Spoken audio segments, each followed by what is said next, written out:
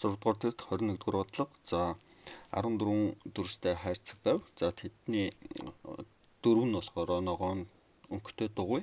За 8 нь болохоор гурвалжин. За 3 нь болохоор цэнхэр өнгөтэй олон өнцгтүүд байсан гэж. За тэгвэл цэнхэр өнгөтэй гурвалжин хэд байсан бэ гэж. За тэгэхээр эхнээсээ бол 14 ширхэг дүрс бол байгаа. За тэгэхээр 14 дүрсээс бол тодорхой 4 ширхэг дүрс юу байгаа гэсэн дугуй байгаа гэсэн юм чи асчээ. Тэгвэл цаана нь болохоор 10 ширхэг бол дүрс үлдэж байгаа. За 10 ширхэг дүрсний бол 8 нь бол тодорхой байгаа. Шууд гурвалжин гэдээ өгсөн. За тэгвэл цаана нь бол 2 ширхэг дүрс үлдэнэ.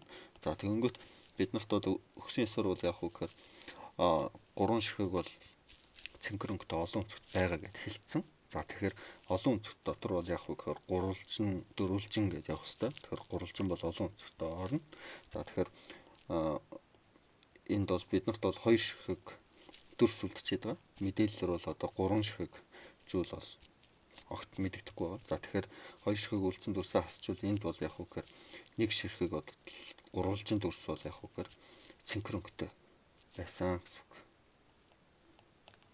За тэгэхээр хариу бол Г гэвч.